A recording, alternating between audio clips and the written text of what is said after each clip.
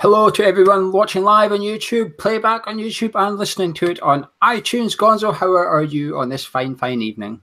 I am very, very hot, but not bothered. How about yourself? I am hot but bothered. Do you have a cup of tea tonight, or are we both being a little bit cheating and not having a cup of tea? No, I've got a cup of tea. Now, I don't know if it's an old wives' tale, but apparently, if you have a cup of tea when you're hot, it actually brings your body temperature down because your brain tells your body to cool down. Yeah, I got told that at the weekend. I'm not convinced by that. You can let me know at the end of the show if you feel a bit cooler once you've had your cup of tea. I'm going with my Highland Spring tonight. I'm cheating. I'm not having a cup of tea. I'm going with my Highland Spring. But speaking about things that are hot, then cold, then hot, then cold, basically it's the Anderson deal. It's on and off, then on and off, on and off.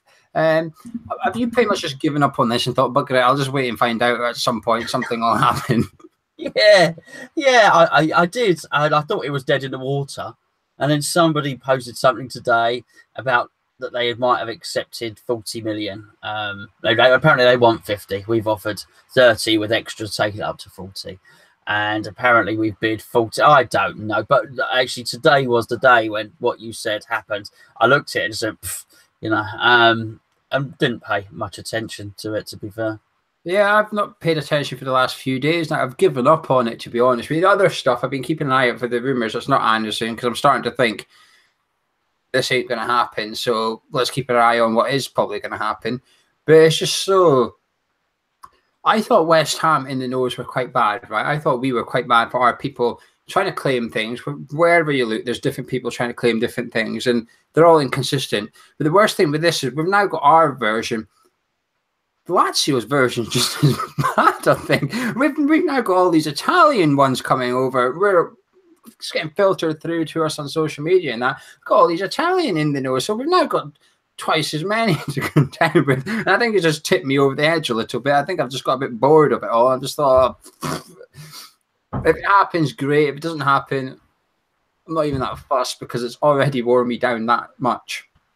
Well, let's take one thing into consideration here, okay? As Sean said the other day that we seem to have a clear run at him. Why have we got a clear run at him? Why is nobody else in for him? Why is he not at the World Cup with Brazil? Why did so few, apart from the experts that analyse the game and whatnot, why did so few of us hear of him before any of this? I don't know. Why is there not a battle for his signature? And if that's the case, and you can make up your own mind as to why that might be, if we are the only interested party, Lazio in a position of strength, bearing in mind they want to sell him and bring somebody else in, how are they in any position to be demanding that we meet the fee? That we are the only show in town, which worries me. But I don't know. It's a strange one. I'm not that bothered by that, actually. You know, I've seen people say about Willie Cavallo a year ago, saying, oh, well, hang on, we're only club going for him, so he can't be that good. Well, I don't believe that. Does that mean because nobody's bid for an average, does that mean he's not very good? No, of course it doesn't. Does that mean if only Man U came in for him, say, if a Man U fan sat there and goes, well, he must be crap because we're the only club going for him, that doesn't work. I don't think that's how it works. It just means that we're the only club that needs that type of player, and we've identified him as that type of player that we're going to go get. There's only so many clubs in the world that can afford a 40 million transfer fee. So you take that pool is quite small already. Then when you're going to say, right, someone that needs a pacey wide player, that gets shrunk even further. And then there's only a few clubs that can actually afford it and want it. So I'm not really too fussed who's in for him and who's not. But it's just the time. The problem is, this is where David Sullivan is now bitten off more than you can chew here. It's the bit like the boy that cried wolf. We went through this with William Cavallo a year ago. We went through this with Lacazette and Bacca 2 years ago. The big ticket signing comes in. We're in for him for weeks. Oh, we're not that far away. We're close. They want X. We're offering X minus a few million, etc., etc. And in the last 2 years, we know what's happened. It's just not got done. Do you think it's quite understandable, the majority of the fan base, because this is where I'm at, are now looking at this going, well, it's not going to get done now because this is what David Sullivan does. He just drags out for as long as he can, and then that old two words comes out, we tried.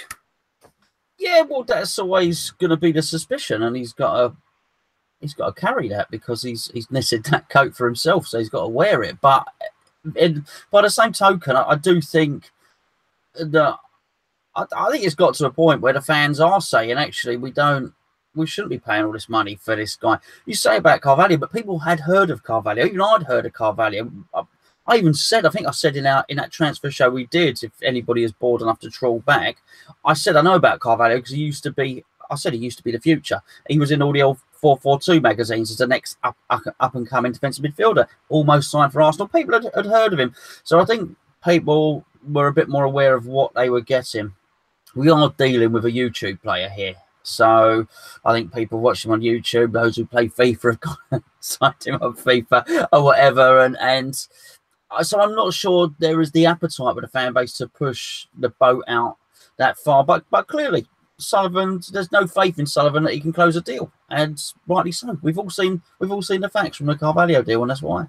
Yeah, indeed. But anyway, let's move on from Hamilton. We've discussed them before, and we'll probably have to discuss them again at some point in future.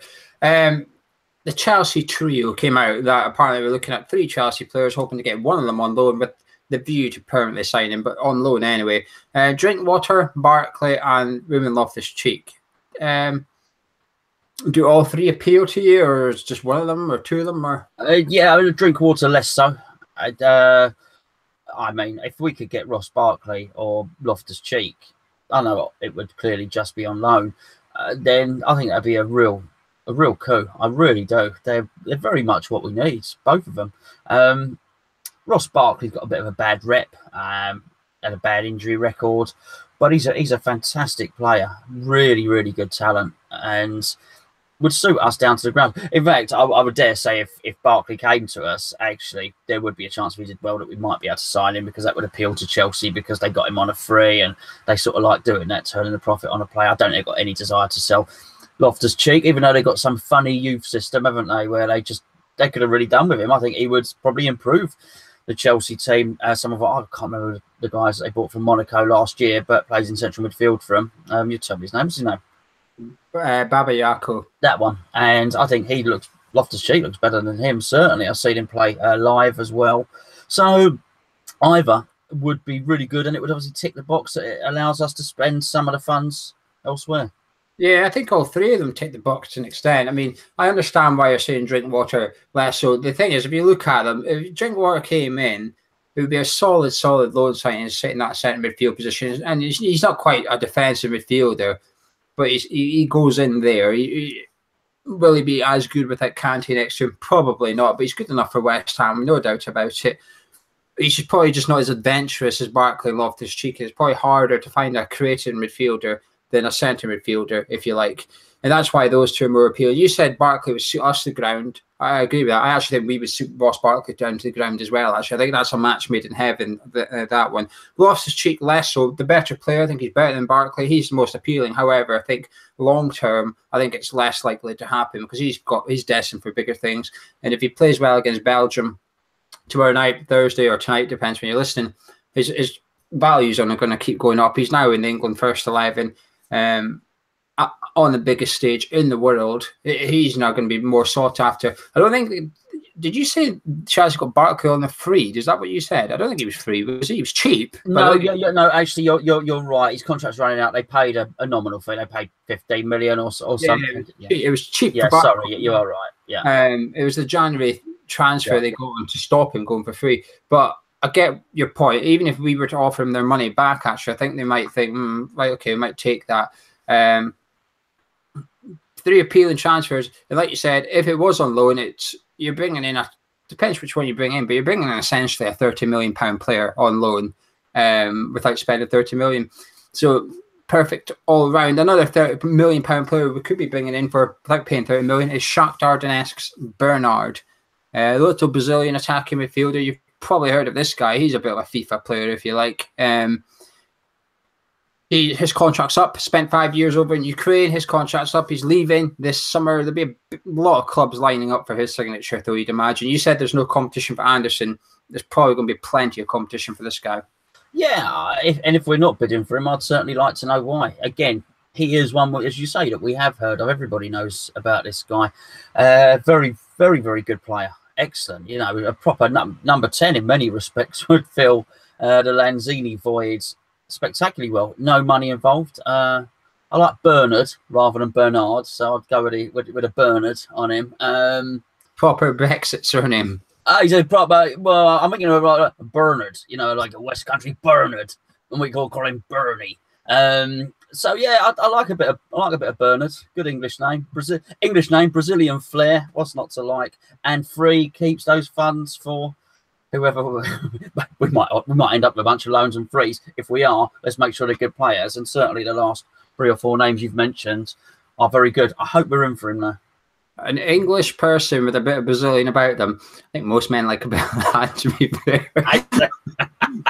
as long as they're not called Bernard. As long as they're not called Bernard. Speaking of which, where's that Gemma Collins DVD I have? Oh, dear. I'd say the only thing Brazilian about that was like the Amazon. Rainforest down there. Oh dear. We normally wait to go down at the end of the show, but we're doing it pretty early on this week. Why not? This guy would replace Lanzini, though. He would be good. It's a safe signing. His sign-on fee would be millions, so we'd have to pay him and his agent quite a fair whack. But even if you had to pay them 10 million, which is expensive for agents and that, it's still quite cheap for the player you're getting. I think he's 26 years old, which is like perfect. We call Jack Wilshere a no-brainer. This guy is like Jack Wilshere plus some, because he's a lot more reliable, injury prone wise, etc., etc. But I'd be surprised if we got this guy. I would be surprised if we managed to convince him to come to London. But this type of deal, though, you've got to move quick. Whoever moves the quickest will get him. It's as simple as that. He'll have his demands. Whoever puts it on the table in front of him, he's taking it. Will Sullivan be that person? Very unlikely. Are you worried, by the way? I wasn't going to talk about this one, but Fellaini's announced that he's going to announce his decision on the 1st of July, where his contract's obviously up at Man U. Are you worried that he's already got a move and it could potentially be us? Because we're not linked with any centre midfielders. No, I'm not worried. I just don't think that would suit Dewberry Watsett's game plan and the way he likes to play football.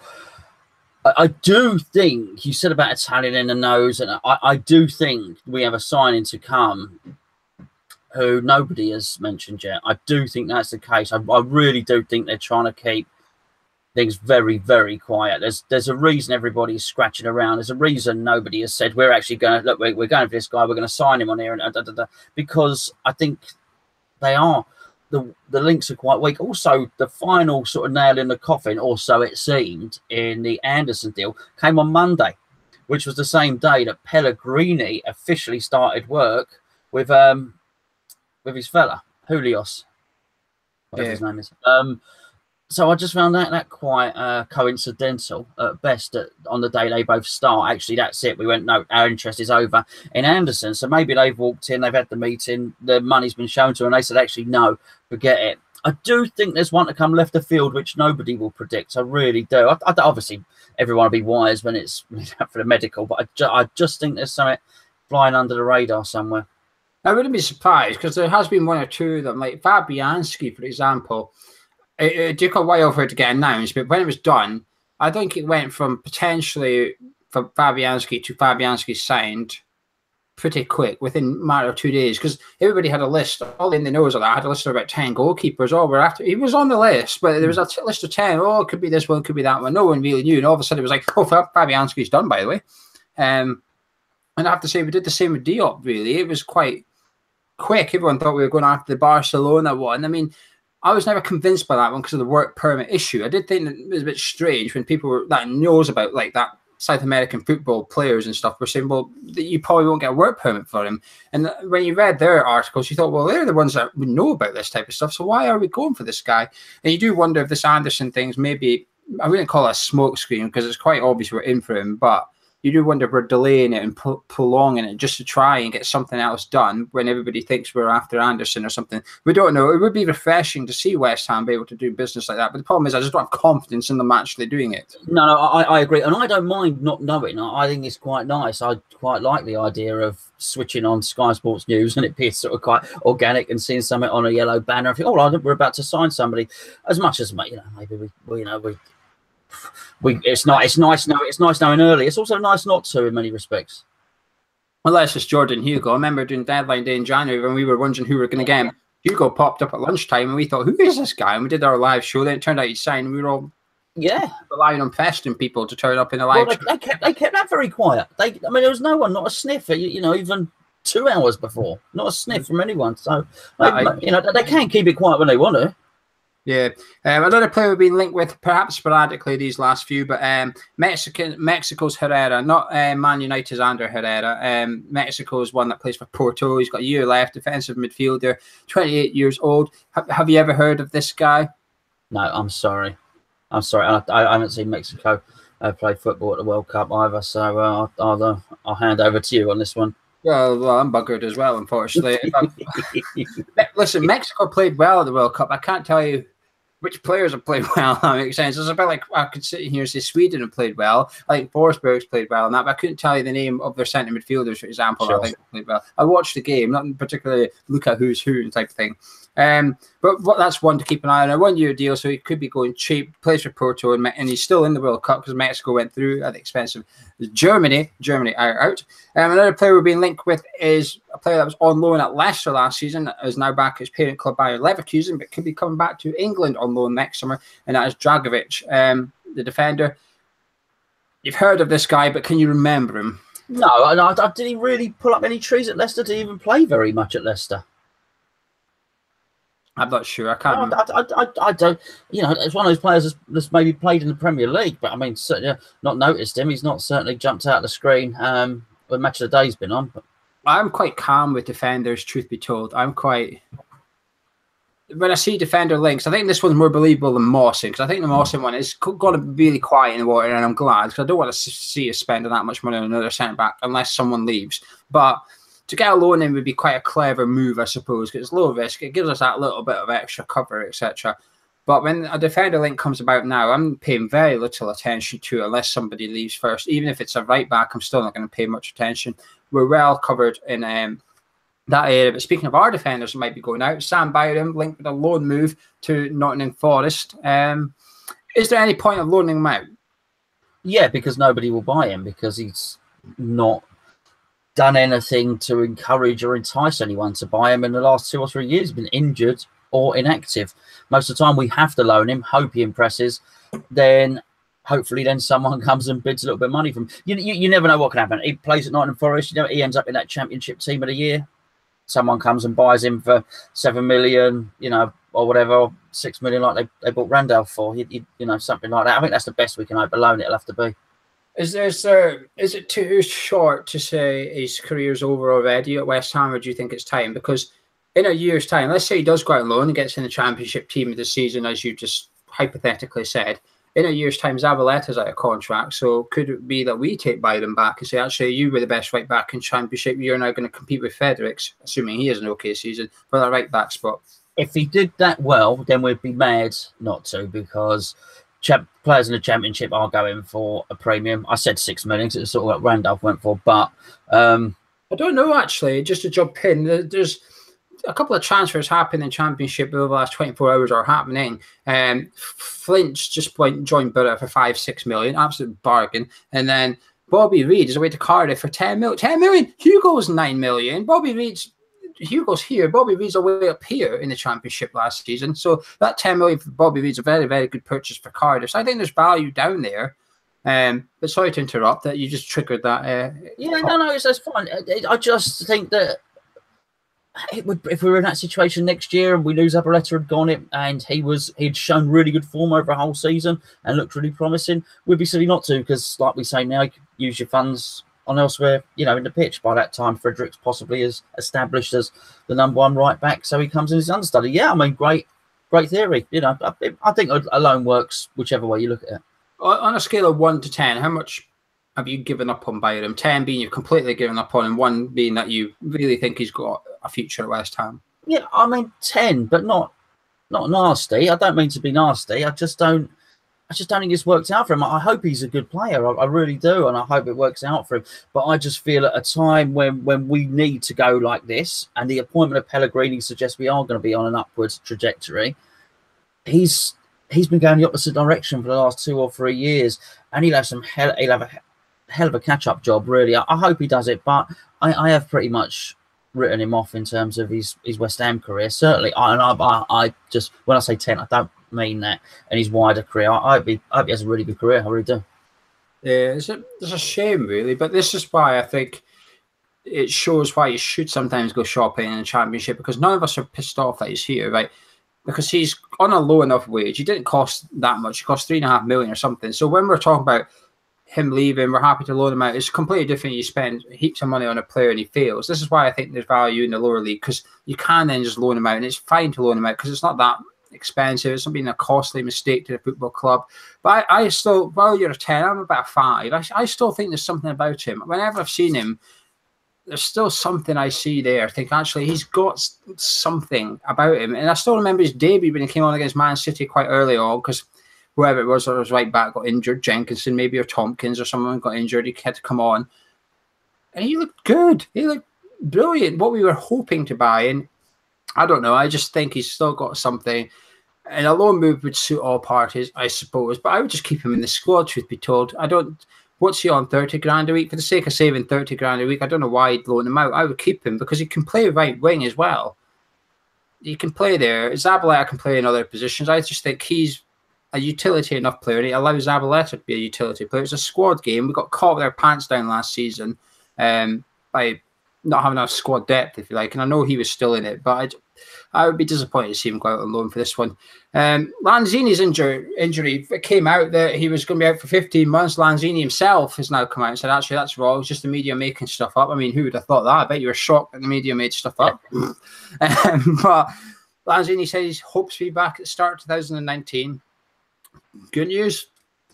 What did he mean, the season, or as in sort of January? Calendar year. Yeah, well, I mean, magnificent if he thinks so. Hopefully he does his recuperation and his physiotherapy well and properly and thoroughly. That seems quite early to me, but I'm no medical man. What do I know? I mean, that's great news. And do you know what the best thing is? If it's making him feel good, and if that is actually, that diagnosis is 5 months earlier than he thought it was, then he's going to be lifted by that. That's going to put him in a really positive frame of mind, rather than thinking, oh my goodness, 15 months, to actually think, hold on, I can actually get back and play, 2 or 3 months in next season. I think that's going to be really good motivation for him. So that's good news. As long as he doesn't get rushed back, that's my worry. My worry is he's such a big and important player that, let's just say we were not in a relegation fight, let's just say we were sitting mid-table. As soon as he's back in training, there's going to be a lot of pressure to get him back on the football pitch, because he is the difference between 10th and 8th over a season and stuff. The other thing that concerns me is I just hope we don't rely on him being fit for the start of January. I hope we don't go get a loan in for the next 5 months thinking, well, you can bugger off at the start of January because we've got Lanzini back. I just hope we don't. We need to prepare, I think, the squad. I think we need to prepare the squad for Lanzini to be out for the whole season, so that if he doesn't make it back, or he doesn't come back till February or March, it's fine. We're prepared. We have to be in a position where we're not relying on Lanzini to be fit at the start of 2019. We really need to be naive to do anything else. Have you seen any other transfer rumours to or from West Ham that you'd like to bring up? No, I mean, there's been precious little, particularly in the outs. But we covered this last week. I'm just not sure how many of our players are attractive to other clubs, really. There's been very, very little transfer business done, just overall. And it does make me worry, but I do wonder. It makes me wonder what everybody's up to, because, of course, the window has been brought so far forward this time. And I think that's right. I do think that's a good thing. I do think once the season starts, concentrate on that. I think it lets people off the hook. People try and get a month into the season, 3 weeks into the season, have a little feel out, see what they need, see what they want. No, I think close it and then let everybody concentrate on the football. But with that in mind, I do find it strange how little business there has been. And so it makes me less paranoid that it's just us, In fact, we have brought in some players. There's a World Cup on, and plus nobody's really back yet. I mean, our players come back to training on Monday and stuff, so pre-season hasn't really begun yet. But there is some business getting done. Well, just to test you, who did Southampton sign today? I don't know. My point is, there's business getting done. We're just maybe not aware of it. By the way, this is Stuart Armstrong from Celtic. For £8 million, midfielder. Very interesting purchase. I think he's an underrated player. One for your fantasy leagues next season, actually, because he'll be cheap as chips. He'll be the squad filler at the end. But get him. Very, very good attacking player. Very creative. He will score goals for Southampton as well. Very good player. But there is some. It's just the World Cup's delayed all. But do you worry? Just going back to what you said about the transfer window. Our window shuts 2 weeks before everyone else's now. Do you worry that someone's going to come in and try and buy one of our players once we're up? A bit like Font going to China, we can't replace him. No, I just hadn't seen, apart from, well, Lanzini would have been the one. And who else is there really? Arnautovic, I don't know. I think that ship has sailed in those terms. The only other one is Rice, which is obviously this contract thing. You know, a little bit of news. I'm not particularly worried about that. No, I'm more concerned that no one comes in for the players that we want to sell. That's my main concern. Because I don't think there's enough transfer kitty there to do everything that it's rumoured the manager wants to do. Yeah, no, I completely agree. I completely agree with that. I think Snodgrass will get linked to Celtic in the next week, by the way. It's an obvious... It's a lazy journalist. I'm not saying it's going to happen. It's just a lazy journalist link. Celtic have now lost an attacking midfielder. They have a bit of money. West Ham have a Scottish attacking midfielder they want rid of. I predict this time next week there's been a Snodgrass to Celtic link in one of the papers. I'm going to keep an eye up here for you in case it's one of my ones, these weird papers that we have. But if it appears up here, I'm going to send you pictures so there's proof that Snodgrass has been linked to Celtic. But I bet that happens. But another link, I think about 20 people tweeted me this yesterday. Danny Ings is leaving Liverpool. Would you like him at West Ham? I don't care. I don't care. Not if it costs any money. I just think there's other areas of the team. If they're letting him go on a free, they got him on a free, I believe, while they paid a tribunal fee for Burnley. I think if we can get if they're giving him away, we'll take him happily. I think if it takes, we got to say we've got 40 million left and it's taking 10 or 15 of that. No. You don't think he's worth a Hugo plus 1 million?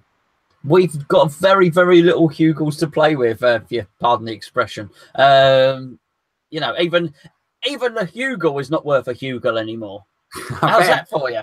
I bet if that English with the Brazilian turned up, your Hugo will be fine to play with. Nothing wrong with that. I would love Danny Ings. I would just absolutely love him. I think he's so underrated. I don't get it. At Burnley, he was the next best thing. He's been unfortunate. He's had 2 major injuries at Liverpool, but that's what they have been. They've been 2 impact blows. It's not like he's constantly got niggles or anything like that. He's not Jack Wilshere. He's not Andy Carroll. He's not Winston Reid. He's not that. He's just had 2. It's a bit like saying, years time, a bit like Liverpool go, well, we don't want that Lanzini. He's injury prone. He's not. He's just had 1 injury. It's 1 big injury. That's all. It's unfortunate. It happens in football.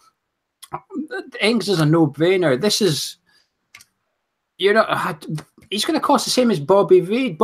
Now I've just picked Bobby Reid up going to the championship, but he's done it in the championship and did it well. We don't know if he can do it in Premier League. Danny Ings can. Should be in the next. His aim has to be in England's next World Cup squad. He's young enough. He's probably good enough. And then there's players in like Welbeck who probably won't be in it anymore. Vardy won't be in it anymore. So he's got to be able to get in there.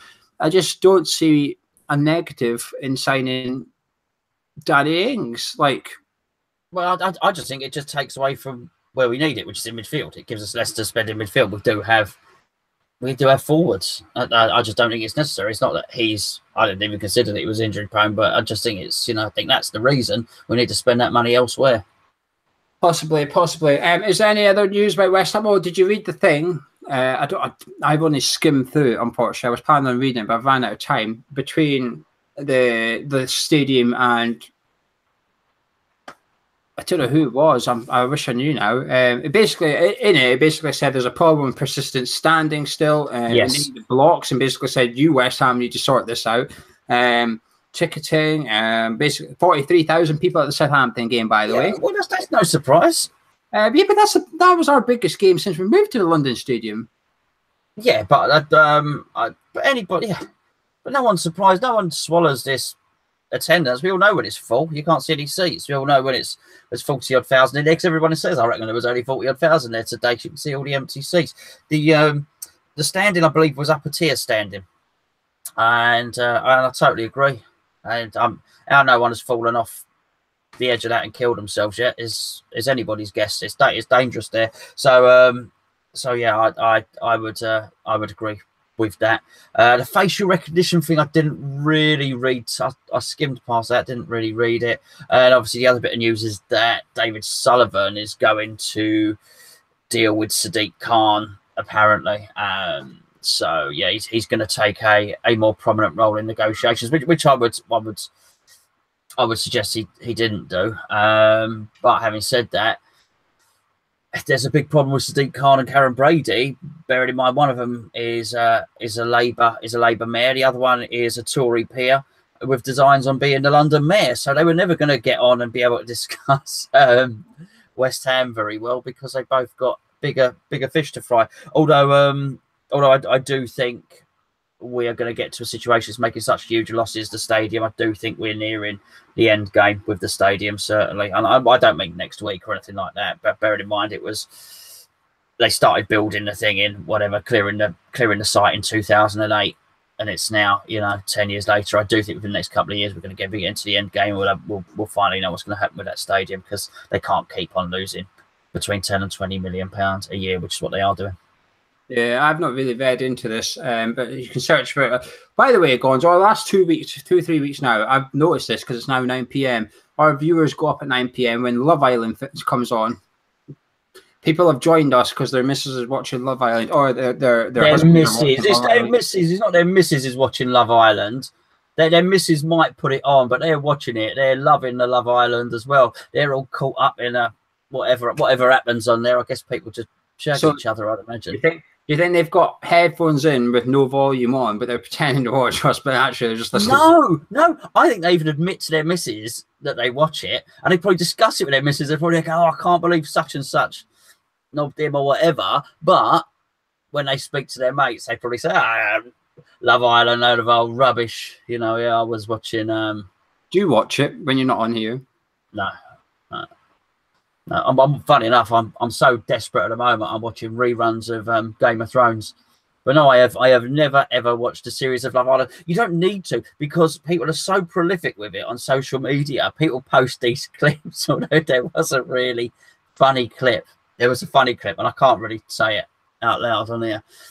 Which people kept on posting on social media, and like something like the geezer had been to see like a mystic woman, and she'd said, and the mystic woman had advised in his relationship he needed to take it up to the next level or something like that, and the girlfriend thought he was going to propose, and he actually said something quite lewd and suggestive instead. So that made me laugh, but not enough to make me want to go and watch the program. I think you do watch it. Oh yeah, love it. This is pre-recorded. We watched this yesterday.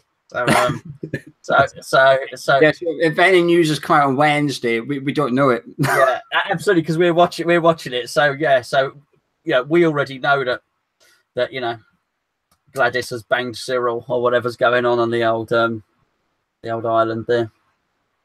Anyway, if you're on the YouTube live stream, if you've got any questions, bang them in. I've got some. Someone on the live chat, W Mason 94, saying that was Geordie Shore, pal. So I don't know if he's talking to you or someone else in the chat, but I think he's talking to you. So I think you've been watching a Geordie Shore clip or something. Oh, okay. He didn't sound like he was a Geordie, the kid. I don't know. Oh, yeah. Whatever, but very funny, very funny. Whatever. I'm not tempted to watch that either. We shall move on to the Twitter questions. But half the Twitter questions, by the way, aren't even West Ham related. We're on a slippery slope now. Well, we've started a trend the last couple of weeks, I think, where people think it's all things go on Ham with Sharp relationship and that. And it's just taking a turn now. It's not even sticking to relationship advice. But anyway, Tom Down, yeah, you already know what's coming, don't you? It's not a West Ham question. That's what I was going to say. Tom Down 3 says, would one of you sell your testicles and be known as the rest of your life as oddball with West Ham fans to be mortgage free? One or both? Just one. You can keep one. What, mortgage free on this dump or mortgage free on a house overlooking the sea? I don't know. I don't know. There's I don't know. I don't know. No, I do have my price. I do absolutely have my price. In fact, when I'm at work and I'm a plumber and bathroom fitter, with the guy that's used to be my apprentice, who's been moved for 5 years. Whenever we rip out a toilet, sometimes we see some pretty disgusting stuff, and we play a little game, which is how much to drink that. And yeah, it's there's a lot of conversations that involve, and sometimes we we're into the millions to drink that, and then we've got someone, the chippy comes on and he says I'll drink that for £5,000. I think, oh crikey, you know. Oh, interesting. Well, I would do it for a mortgage. I buy a new house first, and then once I've got that big mansion, then I'll do it. Yeah, I like it. Yeah. I don't mind. One's enough. It's fine. I'm not greedy. Plenty to go around, isn't there? Yeah, that English woman with the Brazilian will be fine. At Nick at Cuckoo Blowfield says, do you think we should sign the South Korean goalkeeper who has been excellent? I wouldn't know. I believe they won today. Didn't they beat Germany? Yeah, they beat Germany 2-0, yeah. Yeah, I don't know. I'm ever so sorry, Nick. Thanks for taking the time to write in, but I know nothing about South Korea or their goalkeeper. Yeah, me neither. I was working when the game. I was keeping up to date with the score, but that's as far as I could go. And he also says, and how big was Geo's orgasm when he heard Danny Ings was leaving Liverpool? Medium. Semi. Twice as big as it will be in the future if he has that operation. Yeah, yeah. It was a semi, just like the house I'd buy before I knocked my testicle out to be mortgage free. Tom WHU86. Tom says, you've done Tinder and relationship advice, so how about Love Island? Why can't Dr. Alex? This is for you, probably, because you watch it. Why can't Dr. Alex find a nice, decent woman? Do nice guys always finish last? Oh, I don't know. I'm guessing Dr. Alex must be a contestant, not just there to help people with medical questions. I don't know. Poor old Dr. Dr. Alex must be a man. Yeah, I don't know. To be fair, any more of these questions, I'm going to put doctor at the start of my name. Yeah. I don't know. Listen, we don't watch Love Island. I couldn't say, but maybe he needs to get nasty. That's what I would say about Dr. Alex. Alex. Dr. Alex needs to get nasty. Then he will treat him and keep him keen. That's what I'm talking about. No, I disagree with that. Just in case there's any, we have a lot of teenagers watching this fight, so there's probably teenage guys right now thinking, "Got my Tinder app, I'm ready for their advice this week." Be the nice guy, and if the girl don't like you, get rid of her because she's not worth it. You wait until you find someone that appreciates you for being nice and stick with her. That's my advice. That's proper advice. That Dr. Geo from now on. Back to football questions. Irons boy Jamie says, who is your starting centre-back pairing, assuming Pellegrini sticks with his 4-2-3-1? Controversially, bearing in mind I've not seen the bloke play, I'm starting with Rice and Ogbonna. Yeah, me too. It's their shirts to lose. I know we got this talk about Rice going into defence and midfield, but for me, it's Ogbonna and Rice. It's their shirts. They were one of the few highlights last season, that pairing, and watching that pairing blossom towards the end of the season was actually promising. And when Pellegrini looks back at last season, there's very few positives, but he will be looking at that thinking that there's something to work with here, those two. At Chris Lewington 01 says, is it a good thing Sullivan will be looking after the stadium more? Well, to be fair, there's another question here. It might be the same Chris, actually. He says, is it better off renting the stadium for $2.5 million and letting the landlord keep the costs? In the short term, yeah. But what happens in the long term is the costs are so prohibitive that they fold, and then we are in trouble. So actually, it's almost our deal was too good because they can't turn a profit now, and not only can't turn a profit, they can't break even. And just to go into politics a little bit, I think Sadiq Khan's obviously the mayor of London. He's got an election in 2 years. He's not met his housing pledge. He's not met his crime statistics. He set a load of targets when he started. He's not met any of them. So some of them are obviously he's underperforming. Some of them is because he's not got as big a budget as he wants. And what he's going to really not want to see is the mayor's office, which is basically him paying to basically, just to balance off what that stadium is losing. I just think it's a vote loser when he's going into that. at some point losing those costs and saying, look, someone give us 100 million for the stadium and it won't cost us 15 million a year is going to seem very attractive if he turns around and says, look, I'm going to put 100 million straight away into more bobbies on the beat, you know, more police on the streets. At some point, to the taxpayer, that is going to be very, very alluring. And I do think that's the end game. Whether Sullivan is the man to make that deal, who knows? But I almost think it doesn't matter. They're losing so much money. They can't keep taking money from public services and subsidising West Ham. That's what's happening. Yeah, I guess it depends on Sullivan's end goal, really. Only he will know if he genuinely wants to sell a club or not. Only he will know deep down. And if he does want to, then I think he'll take that stadium like that. He won't worry too much about the costs, etc. But the costs for us will go down because we won't have to move the seats for athletics. We'll say, well, no, it's our stadium now. They're out. They've got to move the athletics. So the seats won't have to move. That relocatable scaffolding will just become permanent scaffolding or certainly running track. The only problem is as soon as he buys it or gets it, every fan's going to say, fix the seating. And they can't. They just can't do it. There's not enough money. It'll cost hundreds of millions, and that's just to move the seats. When we had that meeting with Brady, she basically said to us, didn't she, it costs hundreds of millions, and what's West Ham going to get out of it? The fans are a bit closer to the pitch. Financially, there's no gain for West Ham at all. They won't make a penny back from moving the seats. So she basically said, we don't care about it. Well, she didn't say that, but she just indicated they don't really care, unfortunately, because there's no money. So it'd be interesting, but I think it'll end up in West Ham hands eventually. But for the short term, I can see what Chris is saying. If I was West Ham, I would be content with paying that $2.5 million and saying, well, you can keep that because eventually you're going to get so desperate. You're on your knees asking us to take it here. At Stan WHU1, Mark says, do any of the other presenters have nicknames due to their love of a certain style of porn? Or is it just Gonzo? No. It is a particular genre. It's not. It's not. No. He's got it the wrong way round. He's got it the wrong way round. But we do call Charlie MILF.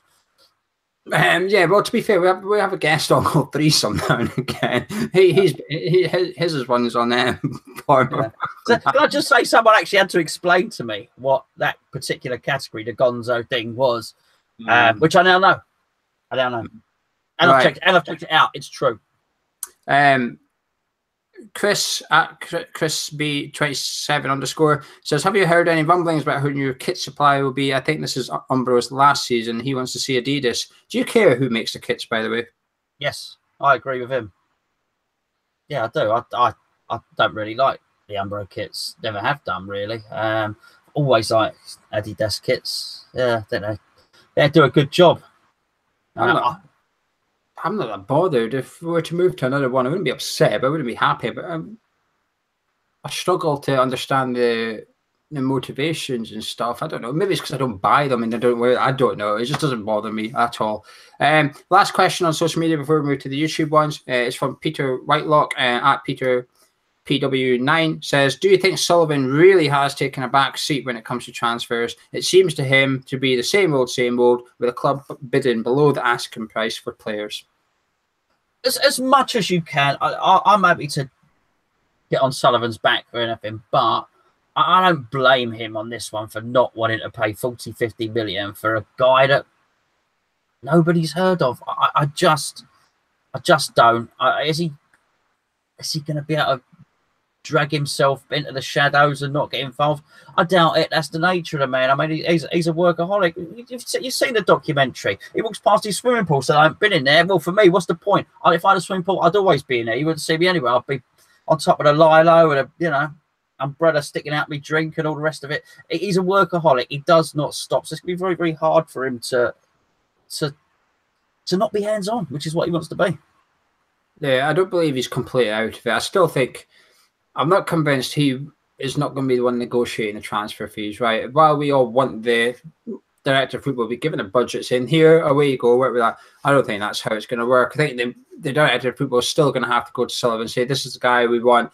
maybe this is what we value, man. Someone's going to say, right, I'll go speak to the club now. I think he's still going to do that part of it, which is probably the problematic part. The problematic part hasn't been identifying players as such. Everybody's happy with us going after Cavallo. Nobody was saying, hang on, our scouting system is rubbish here. Nobody was saying that. Nobody really had an issue with Tony Henry. If anything, people were praising Tony Henry, saying this guy's good. He's bringing in Masuaku and Fernandez. Now, whether you think they're good enough for the next level or not, one thing you cannot doubt is they've doubled in value since they arrived at the football club.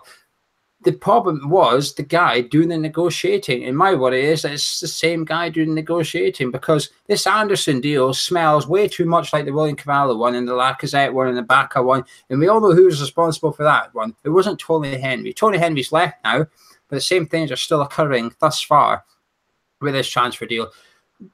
Granted, praise is due for the Diop deal, for example. It got done quickly, efficiently. It was a decent amount of money for a 21-year-old centre-back. We don't spend money on defenders or 21-year-olds, never mind 21-year-old centre-backs. But this Anderson deal, this one's got Sullivan's grubby fingerprints all over it for my liking. Now moving on to the YouTube live questions. George Lewis says, are we right to assume Declan Rice will start? He basically added to say that he only come onto the team when Reed was injured.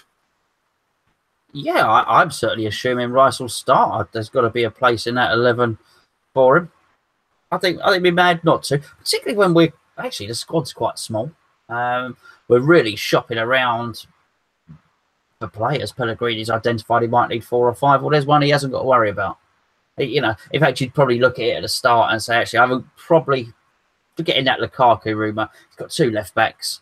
He's got Arnautovic, Lanzini, Rice. It's one of the few positions he hasn't got to worry about. So I would say Rice starts and Pellegrini's buying for those other positions.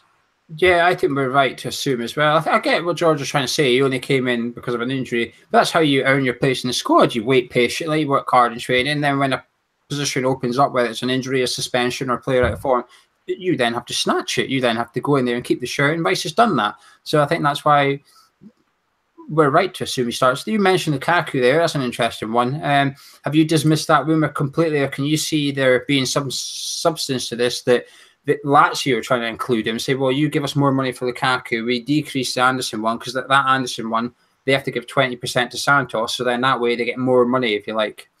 That's what Southampton tried to do with Liverpool, with the Ricky Lambert and Lallana at the same time. Yeah. I don't know. It's the last thing we need to left back. We've got 2. So much so, most of us disagree on who should be starting as left back. That's how close they are, whether you prefer Masuaku, whether you prefer Cresswell. I'm pretty sure if you did a poll, it ain't going to be like 20-80. It's going to be, 50-50, 60-40. That's how good our 2 left backs are. It's the last position we need to deal with. Yeah, I completely agree. I don't want to see a left back. I want to see Cresswell, Masuaku as our 2 left backs. I don't want to see any of them leaving. I don't want to see nothing. Just leave them be. Let's see what we get. And Gary says, how much do you think we will spend in this transfer window? Well, the figure is, Gary, the figure is £70 million net. Now, what I would say is, firstly, that's not a figure plucked out of the air. That is a leaked figure from the club. No doubt about it. I'm 100% on that. The only other problem is when we're looking at it, we're thinking, okay, well, Diop costs 23 million and so on and so forth. And we're adding it up and working out how much we got left. Unfortunately, the club are including agents' fees in that £70 million net. So it starts to look, and they're keen for it to be known as well, by the way. So sometimes if we paid agents £4 or £5 million in a deal, it seriously hinders the pot, the kitty, and certainly affects what we thought we were getting. But yeah, I do think 70 million, and which is why it's key that we do try and sell a player or 2. Yeah, to be fair, to go what you're saying, you would have read the same article as I had on that website that has close links to the board, which said we need to raise 30 million because we're planning on spending 100 million, so we need to raise 30 to get back down 70. Does that concern you? Because we spoke about this last week about how maybe nobody wants our players, and earlier you said that was your worry and stuff. Well, what happens if nobody does want our players? Are we then bang in trouble with what our transfer strategy plan is in terms of spending? Because we've then suddenly got a £30 million black hole. Yeah, well, I think it's awfully presumptuous, actually, that people would want them. As we've discussed, I do look at them and I think actually there's not much there that warrants bidding for. I said it last week. I think I could see Cardiff being going for Snodgrass. So looking at the Warnock, Snodgrass. Yeah. Aside from that, I just don't think there are many, and it's always the case. You know, people want to buy the players you don't want to sell. We think Antonio's an asset. To us, he's an asset. We love him. To other people, he looks like an injury-prone player who didn't play very much last season, who's a guy that's played a bit at right back, a bit at this position, that position. So am I worried? I'd hope they haven't banked on that 30 million. I really would. I'd hope that they decided that they're going to, you know, divvy up the 70 million a little bit more wisely and then get these loans in, get a free transfer in here or there. You certainly can't bank on anyone coming in for anyone. But I do think because of what we spoke about earlier, the transfer window coming forward, I do think deadline day is going to be mad, absolutely crazy. Yeah, it helps that there's no football on this deadline day like there has been the last 2 January transfer windows. There's been football on both nights, and that just throws everything skew with as well. Mike says, do you see a role for the best of the crop of our youth players under Pellegrini? Yeah, I don't think he's got much choice, actually. I do think the squad is going to be quite thin. He's not going to be able to get all these positions in that he wants to. And whilst we're all going, you know, mad about all these players, and particularly Anderson in particular, if actually can't afford Anderson, ends up spending 35 million on that Seri, for instance, Anderson ain't coming in. Well, do you know what? That's actually quite good news if you're Nathan Holland or if you're Marcus Brown or somebody like that, because they're probably looking at it thinking, well, actually, you know, we'll get a chance. I think he's going to give them a fair crack at the whip. He's not going to bank on it, but he's going to involve them fully in pre-season. He's 5 or 6 are not going with the under-23s, they're going with the first team, and they're going to be heavily involved. So, yeah, I think there's a chance, Mike. Yeah, I think so as well. I think there'll only be 2 or 3 new players, and I include Oxford as a new one. So I think it'll be Rice plus 2, 3 at the most that we'll see make a first team appearance next season. Purely because 1, our squad's quite light, and 2, that director of football gave us a little insight because when he first rocked up, he said he was, or someone said about him that he's got a proven track record in bringing youth players through. It was quite prominent. It was quite early on in the statement, as if to say this is one of his priorities, your priority. And you know something, I actually support this. I know a lot of people say, that's Sullivan trying to cut costs and stuff. You can look at it that way, but I'm looking at it in the way this is what we've been banging on about for the last 2 years. We want to see these players get a chance. I'm not now going to start criticising the club for them making this as part of the identity of the club. You now must bring youth players through, because all you have to do is look at the England squad. It was quite telling. The England squad that beat Panama, it came out the 11 that started, and it had a list of all their academies. I think there was only one Premier League club on there, and it was Watford with Ashley Young. The rest were all Leeds United. Leeds United had 2 or 3 on there as well. Sunderland, okay, they've got... But the point is, Premier League clubs are now just pinching them rather than developing themselves. And someone did a stats thing he took the last 4 World Cups, how many players of each Premier League club got in the England squad or whatever, our academies, how many players from these Premier League academies have been in the England squad? West Ham, 4 World Cups ago, had 8. So obviously they had Cole, Ferdinand, Lampard, etc. We had 8, and then it went down to 4, then it was down to 2, and then I don't think it's got any this year, or it's got 1. It's one of the 2. It's one of them. It just shows the decline. I wouldn't be surprised if that's what they're looking at, going, we need to get this number up a little bit. Maybe not the England squad, but we need to start this academy. And good. I support that, and I'll back that. Flight says VAR in the Premier League. Yeah. Have you been watching the World Cup? I know you watched 2 games by the time we spoke. I watched 3 now. When you watched them. Yeah.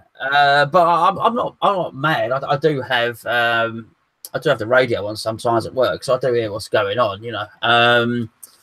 Yeah, I hear it's been controversial, but I don't really see a downside. I think as of anything else, it's how it's been interpreted, and people know I'm a big rugby fan. It just works so well in rugby.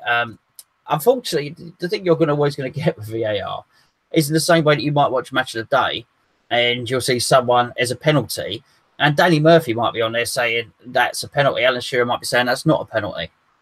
So you're always going to have areas where there's got to be a decision made where it might be a bit of a grey area. I don't mind. I would think after a while, after people are used to it, there'll be more good decisions than bad. And the England game is a case in point. Really is. Just before England scored their first goal, they were really going. The Panamanians were really going at England. They were dirty. They were fouling. And I think it was Maguire went up to the referee and said, "Look, this is absolutely ridiculous." Okay, actually on that one we did score because they were so bothered with fouling Maguire and Kane that actually we scored them elsewhere. Stones, I think it was. But there was 2 penalties where the referee was able to use it, and it was used well. I'm a fan. I think it's multi-billion pound industry. It needs the best technology. Yeah, I was a bit skeptical about it. I thought we might take the emotion out, and there was one instance I thought, oh, he's ruined it here, and that's when Iran scored against Spain to make it 1-1, and Iran ran away celebrating, and they had to hang on a minute, it might be offside, so I had to stop there. It was offside. I thought, oh, you just sucked all the joy out of that completely. But it was the right decision was made, I suppose. It's more fair. But I'll tell you what, Germany would not be out of the World Cup today if it wasn't for VAR. Well, there might have been. There's no guarantee. In case you don't know, in the 90th minute, South Korea scored, and the referee said no offside, and then he went to VAR and turned out it was onside because it came out. I think it came off Kroos or Hummels, and then so he allowed the goal originally. Yeah, so he stopped it and said offside, and then he went, "Hang on, let me go." He went and had a look, came back, said, "No, go 1-0 Korea," and he scored again. Yeah. But is it a coincidence that Germany has gone out and when VAR has been introduced? Will this see the big clubs, if you like, stop getting all the decisions? Because now normally they get the last minute penalty, or the smaller clubs don't get the decisions, do they? So when you've got this VAR in play, it sort of removes this little bias bit. But that's the exact reason I think we won't see it in the Premier League, because the FA don't want that to happen. The FA don't want Man United getting beat by Burnley. They don't want West Ham going up to Anfield. They don't want to see Chelsea finishing 9th in the Premier League. They want their top 6 to be in the top 6 because that is what they sell to the TV rights, etc. This is our product. That top 6 is a product. The other 14 of us are just making up the numbers. That's all. We're just there to fill in the Saturday 3 p.m. games when the top 6 are playing whoever they want. But it's been interesting. The only thing is, you said grey areas. It's supposed to be used for clear and obvious mistakes or whatever. Not all referees are sticking to that. Sometimes it's been referred to when it's not really been a clear and obvious mistake. But with the right education of the officials, it could work. It could work. It's certainly done a lot more good than harm at the World Cup, I think. And it's been quite quick. It has been quite quick. Everybody said it would kill the tempo of the game. It hasn't. It's not done that at all. And the people in the room are helping, because it goes out for a corner, even when they're lining the corner up, the people in the room have watched it already and said, nah, carry on, or whatever, and don't interrupt it. So yeah, I'm for it, but I don't think the FA will be. Yeah, I don't know why they got to dress up though. I've got to say, yeah, that's a bit strange. I don't know why. It's a bit weird, isn't it? It's a bit like it's full kit. What's this? Your full kit on to watch the football in your house, isn't it? It's a bit strange. Stick on some trousers, stick a shirt on, off you go. Lovely. I don't know. It's a bit weird. But anyway, Daniel says, can we sell Andy Carroll? He's back in training. Did you see the clips? I saw, some Brady clip. Yeah. Only if someone is desperate enough to survive to buy him, which would indicate he's not going to be sold at the start of the season. Does Sam Allardyce, I don't know, take over somebody in January and then think the only one can help me is Big Andy? Possibly. This is possibly where the window shutting early is going to have a negative effect on us, because if he had that 2 or 3 games start of season, teams could see him and go, well, he's clearly fit, he's running about, he's played 90 minutes over the 2 games, he's obviously fit enough. But they don't have that anymore, so it's like, oh, he's played a couple of friendlies, is he fit though? Don't know. So you can now see injury prone players being left alone more than they previously were, because people would wait and see if they're fit enough for the Premier League squads. They don't have that anymore. Can we sell them? Probably. Will we? Don't think so. Should we? No.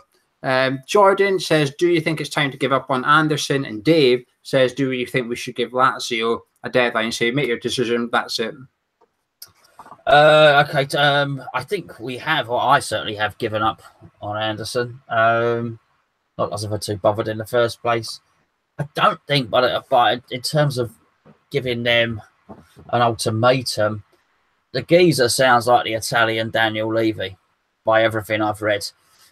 I don't think he's going to take an ultimatum. I think he makes the rules up. I think there's several clubs that have found it very, very difficult to negotiate with. So I just don't think that's going to work with him. I wouldn't even play this game of bluff. I would literally just walk away and go for one of the other targets, which is what I think they are doing and what they will do, and which is why I said at the start of the show that I do believe that whoever we sign will come from left of the field, and we won't have much of a build-up to it. They didn't have a list with one name on it. That's clear.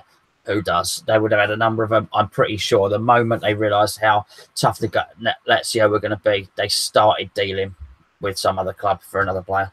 Yeah, I think it depends on Pellegrini. Pellegrini's adamant that this is the player he wants and needs. I think we just got to keep going and keep doing our best. Obviously, you go to plan B and plan C and start bidding for the other players as well.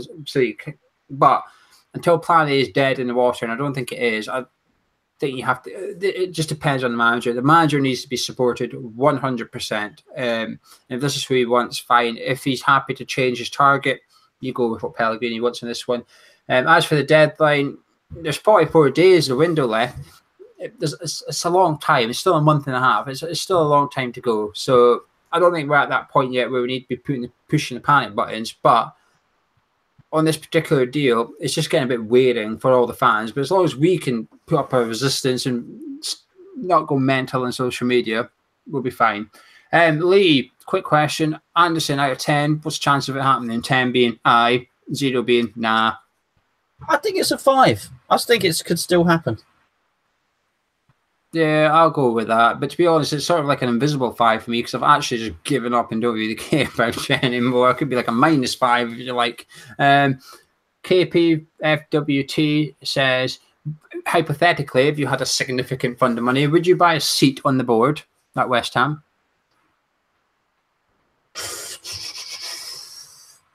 Do you know what the funny thing is? So you say significant amount of money, right? So let's say, I'm talking, you'd have to win the big lottery. You'd have to have won 80, 90 million or something like that. You'd probably, to get a seat on the board, you'd probably have to invest 40 million. I've got to say, no. I just don't think so. I'll tell you what, when you are poor, West Ham takes so much of your money, right? You know what I mean? You spend holiday days going to watch them. You spend your money, stuff you would normally do. You spend on going to watch West Ham.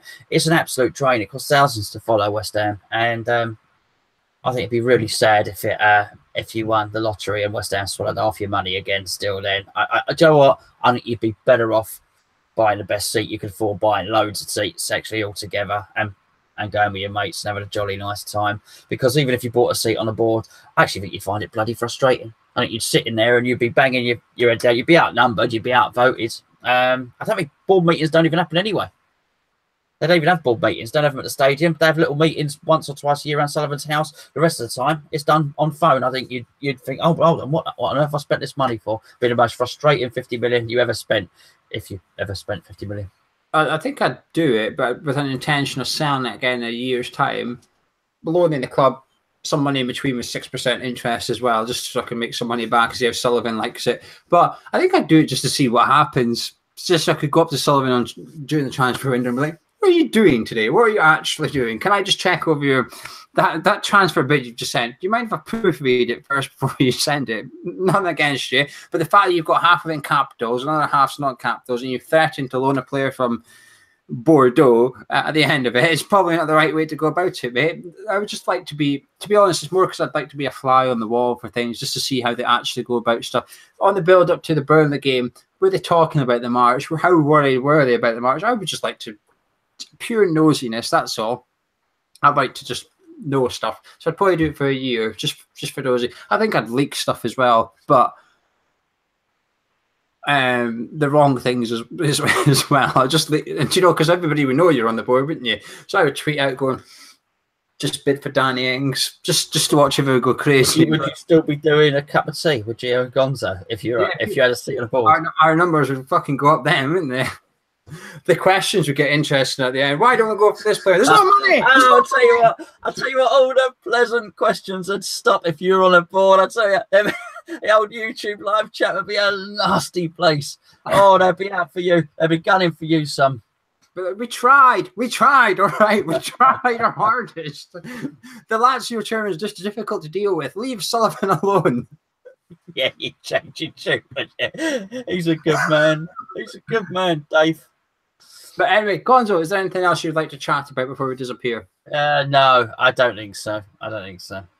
Anyway, we will be back at some point. I will be doing a transfer show with 2 guests. We haven't done one for the last week because 1, we've all been busy, and 2, the transfer rumours just haven't changed. There's only so much times we can keep asking the same people about the same players, but we're going to do it again next week.